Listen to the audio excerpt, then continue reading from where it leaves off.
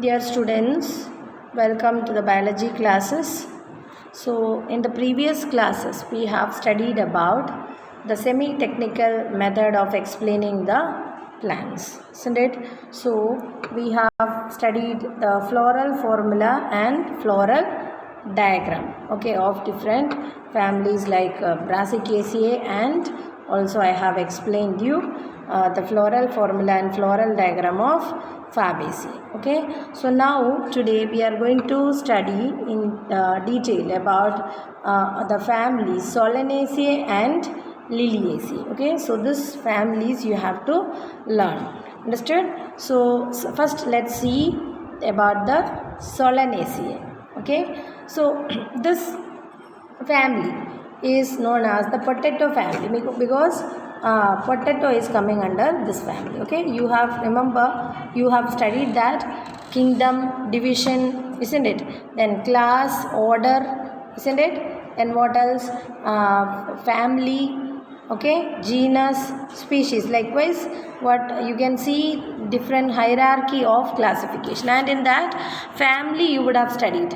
Okay, so Solanaceae is an example of a plant family, okay, and is commonly known as the potato family because potato is also coming under this family only. Okay, then it is found in tropics, subtropics, and even in the temperate regions. Okay, so it is distributed in the temperate regions, in the tropical and subtropical regions also. Okay, so when you see the vegetative characters, you can see some of the plants are herbs, some are shrubs, and very rarely some trees are also found. Okay, and stem, if you see, they are rarely woody, okay, herbaceous, then aerial stem, aerial, erect, cylindrical, branched stem you can see. Understood? So, then what? Underground stem you can see in what? Potato is actually, it's an example for underground stem, modification for storage, isn't it? For storing the food, the underground stem is modified in potato, isn't it? So leaves alternate means in one node one leaf will be there, and in the other node you can see the other leaf. Simple leaves, okay, and very rarely you can find what pinnately compound leaves. Exstipulate, what do you mean by exstipulate? Stipules are absent, and venation is reticulate venation. Is it clear? So these are the characters of what? Leaves. Now mainly we will have to study about the floral characters. So floral characters, if you see the inflorescence can be sometimes solitary flowers, it can be, or sometimes cymose inflorescence, in very few species like Solanum. Okay, flower you see they are bisexual and actinomorphic. Bisexual means both male and female parts will be there, and their actinomorphic means the flower can be divided into two equal halves through any plane. Okay, then calyx you see. Calyx consists of 5 sepals. How many sepals? 5. They are united. Okay, means what? Gamosepalous. Then another important feature is persistent corolla. This you can find only in this family. Okay, this is the characteristic feature of the family Solanaceae. What is that? It is the presence of persistent corolla. Persistent corolla means usually what happens after the maturation or after the when the flower is there, in that you can see sepal, petals, etc. But when the flower get matured, okay, what happens to the ovary? Ovary will change into fruit, ovules will change into seeds. So at that time what happened? The sepals, petals, etc. falls off. But here in this family you can see the sepals are persistent, they will not fall off. Okay, so this you can clearly observe in brinjal. Brinjal is actually coming under Solanaceae. Understood? So here you can see that the sepals are not falling off after the fruit formation.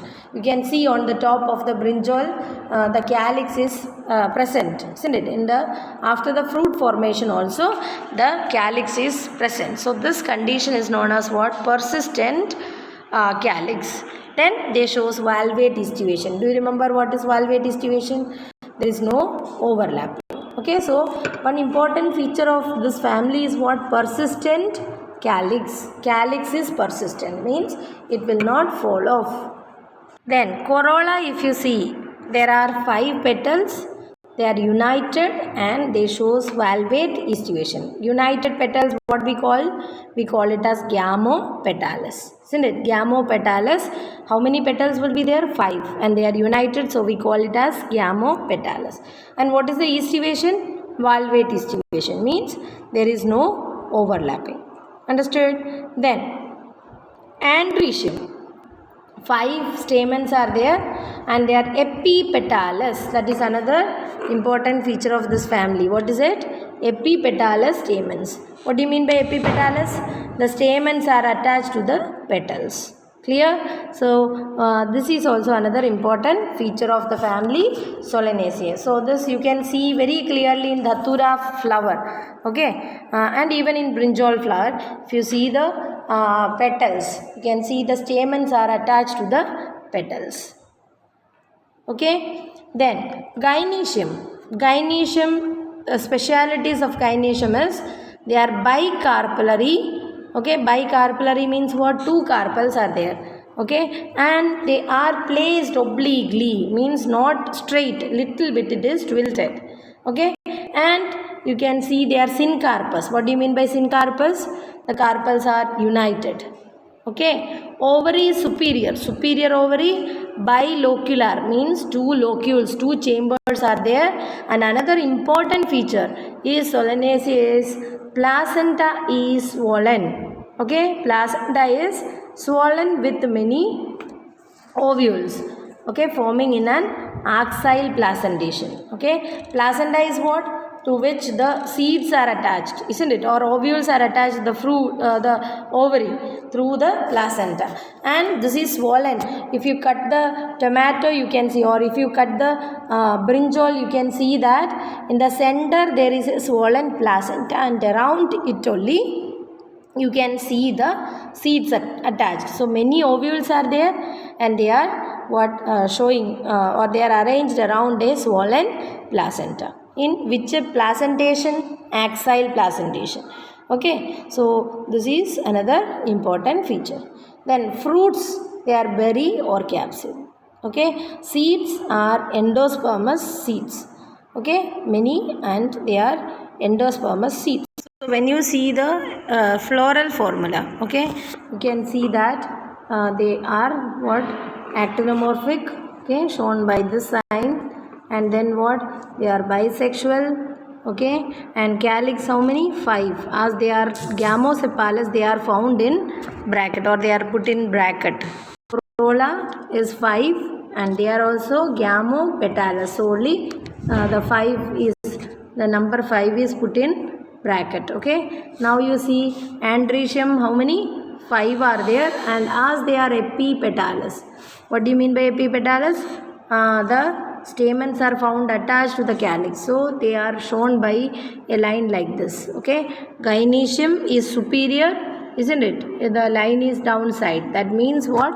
Gynoecium is superior, and how many carpels? 2 carpels. Whether they are syncarpous or apocarpous, they are syncarpous. So they are put in bracket. Understood? So this is the floral formula for the family Solanaceae. Now floral diagram, let's see. Okay, you can see here the sepals. How many? How many sepals? Sepals are represented by this kind of diagrams, isn't it? So how many? 1, 2, 3, 4, 5. Okay, and they are united, so they are jointed like this. Understood? Now corolla, they are also made up of 5 petals. Okay, 5 petals, they are also united. You can see here they are joined together. And then how many anthers? There are 5. Okay, they are epipetalous. Only they are seen attached to the. Okay, by this line it is shown attached to the petals. Okay, then bicarpellary, and I told it is what not straight. It is little bit what from the mother axis. If you see the mother axis, okay, like this you can see they are tilted. Okay, so like this, in this way only the ovary is placed. Understood? So tilted, or they are placed tilted to the mother axis. Understood? So like this, what bicarpellary ovary you can see with many ovules which are arranged around a swollen placenta. Okay, so this represents the swollen placenta. What are the economic importance of this family? That is, many of the these plants belonging to the family are sources of food, like tomato, brinjal, potato, okay, then chili. All these are belonging to this family. Okay, Solanaceae.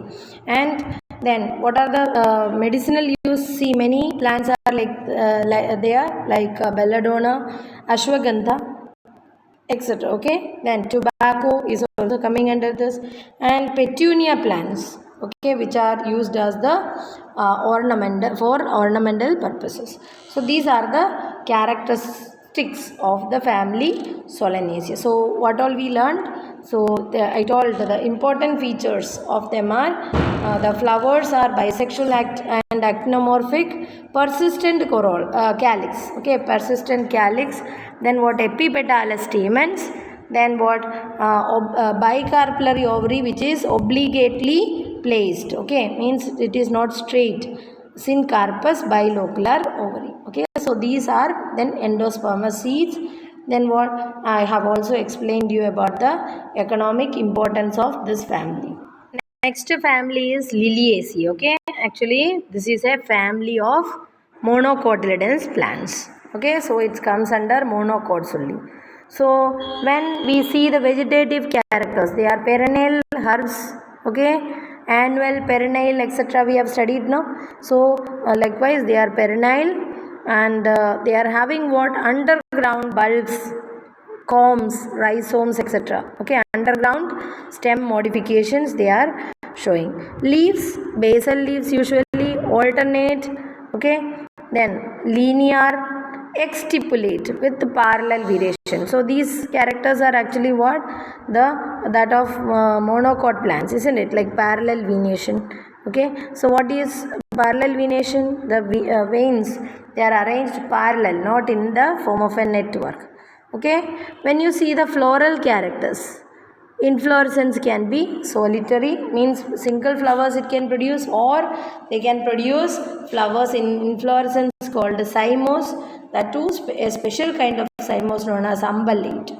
Okay, then flower, if you see, they are bisexual. What do you mean by bisexual? Both male and female parts are there. Androecium and gynoecium are there in them. Actinomorphic, the flower can be divided into two equal halves through any plane that passing through the center. Perianth, see here the other speciality is what? Here the calyx and corolla, they are not separated, but instead of that a common structure is there, that is known as the perianth. Okay, so perianth is there, and the units of perianth is known as what? Tepals. We have already studied, isn't it? Tepals.